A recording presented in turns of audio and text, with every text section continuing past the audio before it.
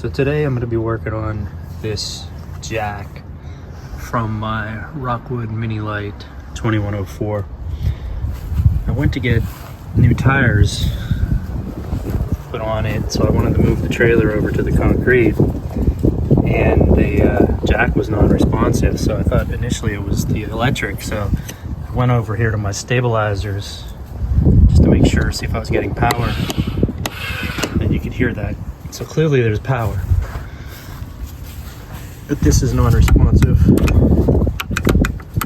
So the light does work, so there's a good chance that the power is making it to here, but there's also a good chance that this has water damage. So I did check the wiring for a fuse. I didn't see any issue there. So you can pop this cover off here and you can kind of see a little, you can't really see inside there, but that's if you had to manually raise this or lower it. There's the gear right there.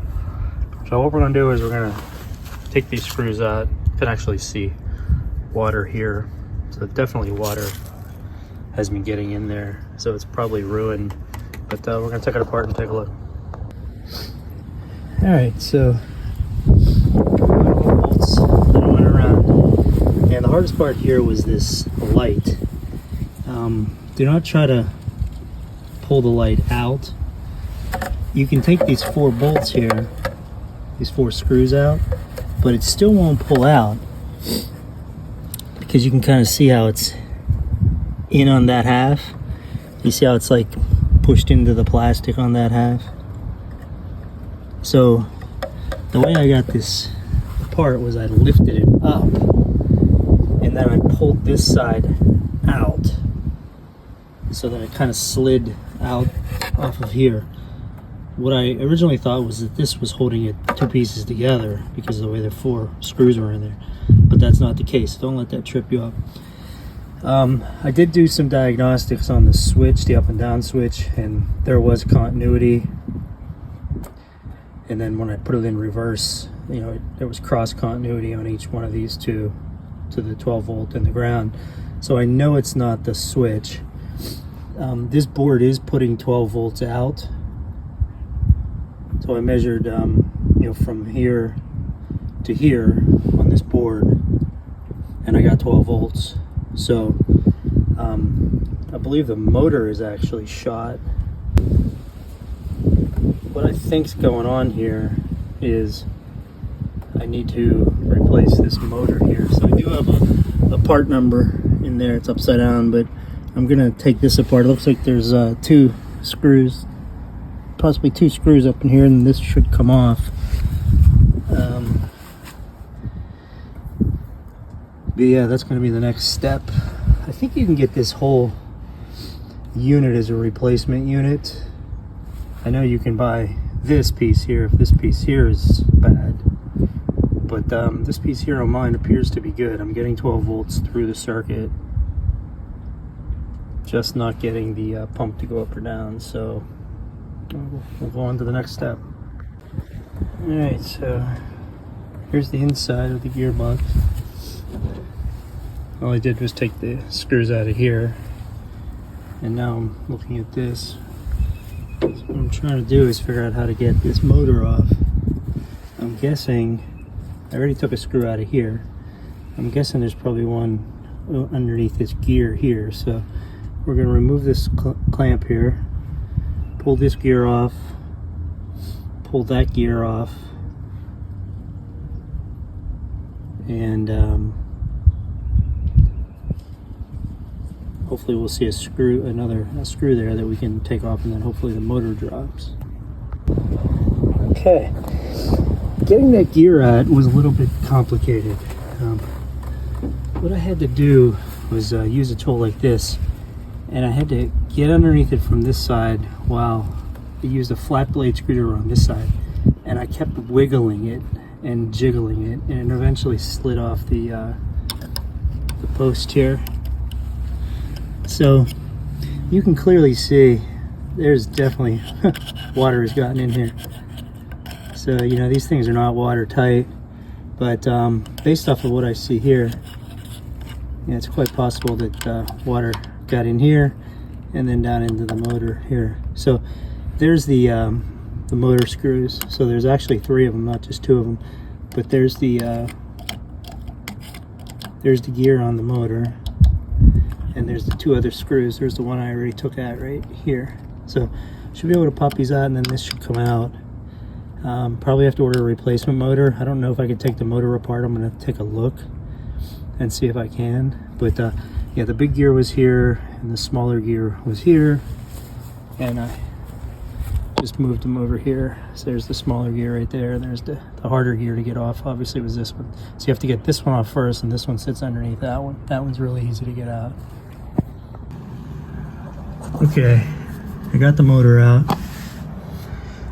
And I will have to go on record saying this never happens to me.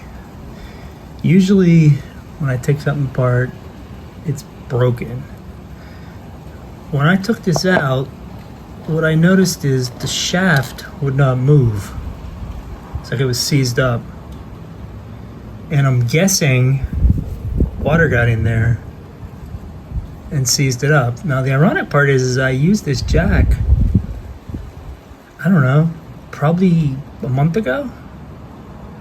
But we did have some crazy storms come through, and it's, you know, when I shook this out, water came out of this. I don't know if it came out of these 3 screws here or if it came out of somewhere else. Let me see if I can do it again. Yeah, see, you can still see the water? So not exactly sure. Oh, you know what? It's actually coming out from here. I can see the you can see it. So I guess that's another failure in the design, right? They should have put some silicone or something in here, because this sits so low in that frame that water could easily come in here and get right in there, or it could actually come down through the wires and come down through and get in there. But anyway, I had a bench power supply, so I should say what I did first was I got a pair of pliers, put this paper around there because I didn't want to damage the threads on the gear there, and it was really hard, but I started moving it back and forth, and it finally freed up. And then you can kind of see and hear it there. There's still trash in there. So I guess what I'm gonna try to do now is maybe take these 2 screws out and empty this out and clean it up if at all possible. I don't want to ruin this, but it is working. I don't want to put it back in just the way it is, because it might corrode and seize back up, and then I really don't want to take this apart again. But because this motor can go forward or reverse, it doesn't really matter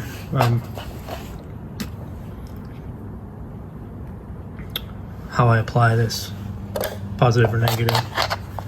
So let's see here.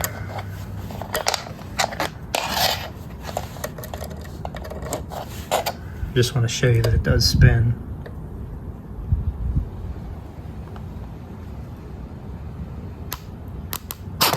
See, we obviously saw it move.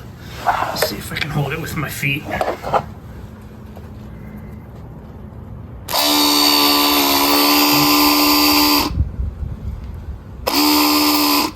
So, like I said, this doesn't usually happen to me where something just starts working. So I guess I can do one of 2 things. Either just possibly squirt some oil down in there, but I'd rather much take it apart, see if I can get it apart, and then maybe clean it up. I have no idea what kind of water damage that was done in there, but the motor actually does work, which is great. I mean, I've only used this jack probably 20 times in its whole life, but the key is not getting water in there. Well, decided to go a little deeper into the motor.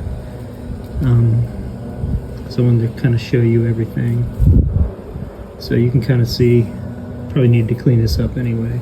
But one of the magnets actually came off. Looks like 2 of them stuck. And they're really hard to see, sorry. But you can still see water drop. So there was definitely water inside this motor. But what I might do is clean this up and probably put some epoxy on those magnets and put them back in. So I'm trying to come out in the light to see if you can see it better. It's like a bearing in the bottom. And then there's oh, I see actually that magnet's broke. There's only 2 magnets. I was wondering why that looked a little odd. So there, on this side there's a thicker magnet, on that side there's a thinner magnet, and on the motor end there's a magnet stuck there. It looks like that magnet actually broke. So I don't know if I broke it or if it always has been broke. It's probably hard to tell. But I did hear it kind of like grinding a little bit in there. But anyway, this should be an easy fix, because what I'll do is I'll clean this up. I'm going to try to throw some epoxy down there where those 2 magnet pieces come together. And I'm going to slide that magnet back in there. Clean the motor up and put it back together and see what happens. I'm glad I took it apart though. Alright, well here's the inside. You can kind of see where the magnet was broken. So I did put epoxy on those 2 parts and put the first part in, let it dry, and then put the second part in, pushed it as close as I could. It was fighting it because of the way the magnet broke. It was really hard to keep those 2 pieces together. But they are in there right now. There's the original one right there that didn't break or didn't come loose. So hopefully the distance I have that set apart from each other will work. I think it will, because it actually worked when the one piece was broken off from the other, and it kind of worked. So we're gonna let this dry for 24 hours for this epoxy to fully harden. All right, so the magnet I glued on, the 2 pieces,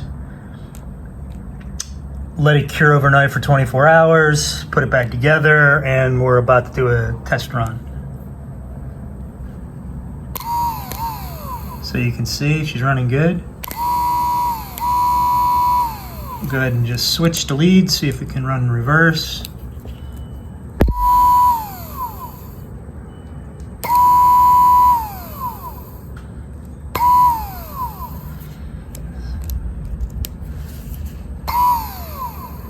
Everything's looking good. Sounds good.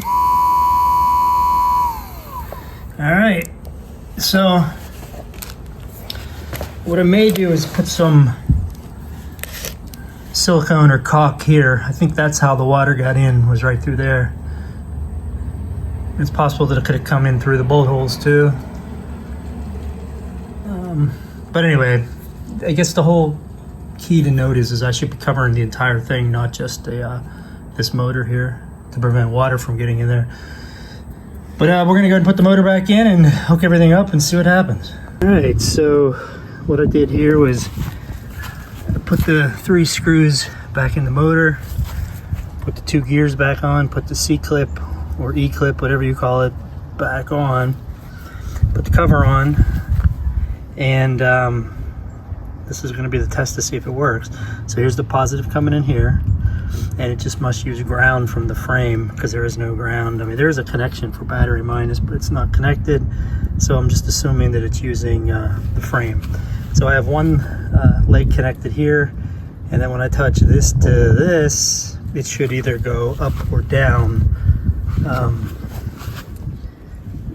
which would be a good sign that everything's working.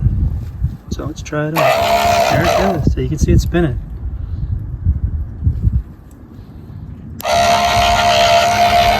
That's going down. So if I reversed it, it would go up. So I'm gonna go ahead and put the try to put the cover back on, and hope to switch back up, and then we should be able to make this go up and down. But looks like this is a successful repair. Okay. Well, I found out a couple things. You actually can take these 4 screws out and pull this out. This here actually pops on after you get these 2 sides on. This pops in.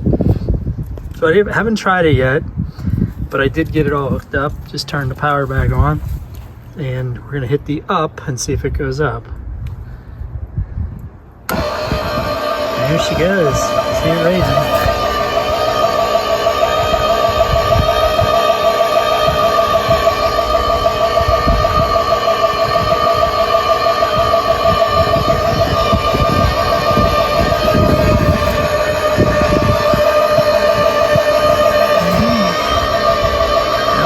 Try to lower it. And there she goes.